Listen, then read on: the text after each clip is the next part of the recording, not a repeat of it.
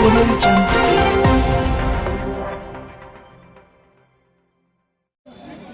विधानसभा क्षेत्र बैंगलोर के विकास खंड जयविहार में असंख्य मंडोला मोटर मार्ग का पुनर्निर्माण एवं सुधारीकरण का कार्य।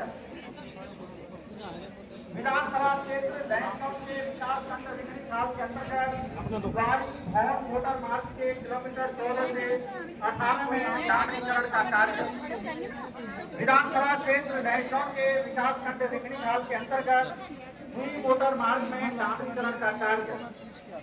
विधानसभा क्षेत्र बैंगलोर के विकास खंड रिकनी खाल में देवियों खाल, तारी सैन, तारी पट्टी, मुगल खाल मोटर मार्ग का निर्माण।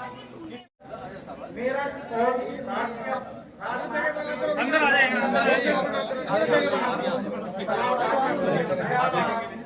यहाँ से आप आराम से फोटो ले लो। आराम से आओ, आराम से केशवा भी आराम से आओ। सर ज्यादा लोग नहीं, प्लीज प्लीज।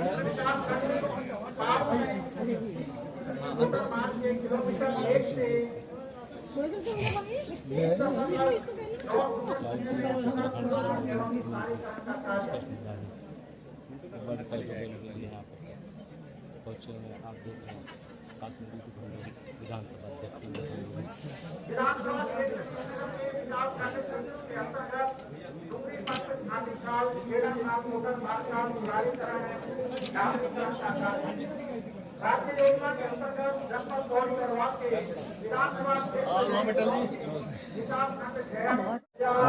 सर, आज एक पौड़ी जिले के कोटद्वार में एक कोटी रेंज है। यहाँ पर ये जो क्षेत्र है वर्ल्ड वाचिंग के लिए बहुत वर्ल्ड वाइड माना जा रहा है। और क्योंकि यहाँ पर करीब बताया जा रहा है जो वन विभाग की जानकारी की 700 से ज़्यादा वेराइटियाँ पक्षी की हैं। आप यहाँ पर आए हैं और क्या अनुभव आप देख रहे हैं और कैसा आपको महसूस हो रहा है? देखिए, मैं वाइल्ड लाइफ फोटोग्राफर हूँ और मैं दिल्ली से हूँ और मैं यहाँ इस इलाके में पिछले 10 साल से आ रहा हूँ। तो एक तो यहाँ पे बहुत सारे माइग्रेटरी बर्ड्स हैं जो माइग्रेशन में आते हैं यहाँ पे। ऊपर जो यहाँ के रेसिडेंट बर्ड हैं वो भी बहुत कलरफुल बर्ड्स हैं और वाकई यहाँ पे 700 से अधिक स्पीसीज है जो आपको ढूंढना पड़ता है, बर्ड वॉचिंग करता है। कॉमन बर्ड्स हैं, आउल है, जो आपका यहाँ कोटद्वार से सटे जो रेंज है जिम कॉर्बेट का, उसके अंदर बहुत तरह के पक्षी हैं जिसमें पलास फिश ईगल है, आपको क्रेस्टेड सर्पेंट ईगल है। तो बहुत भिन्न भिन्न प्रकार की पक्षियाँ हैं और बर्ड वॉचिंग करने से आपको एक सुकून मिलता है। प्रकृति में आप रहते हैं तो आपको एक आनंद मिलता है।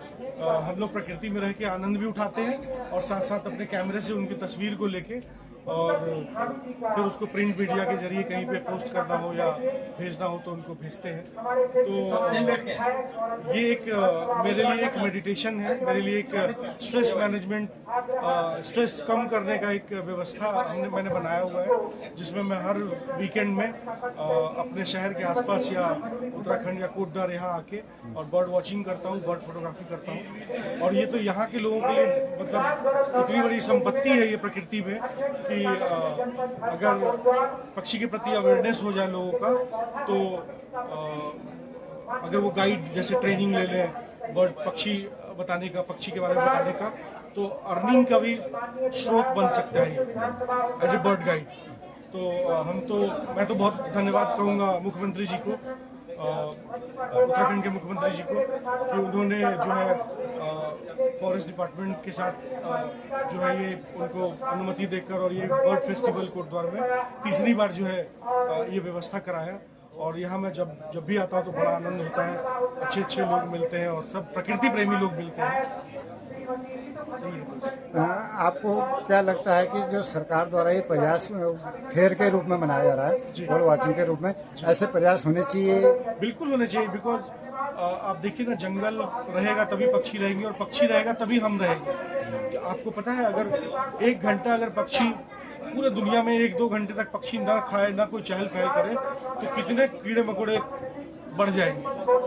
तो सबका सिस्टम है, सारा सिस्टम बना हुआ प्रकृति में, सबका रहना जरूरी है, जिसमें प्रकृति का आनंद। आप देखिए यहाँ पे आप कोई यहाँ पे ट्रैफिक का आवाज़ नहीं है, आप चारों तरफ पक्षियों की आवाज़ सुन रहे हैं और वो कितना आनंद होता है, मतलब मन में कितना सुकून। आप कितना भी स्ट्रेस में रहिए और जंगल और पेड़ पौधों के पास आसपास यहाँ पे जो बैठ जाइए आके और ये आनंद उठाइए। नदी है यहाँ पास में, नदी में आपको यहाँ पे सबसे बड़ा किंगफिशर जो इंडिया का है, क्रेस्टेड किंगफिशर, वो भी मिलता है और जो फिशिंग करती है।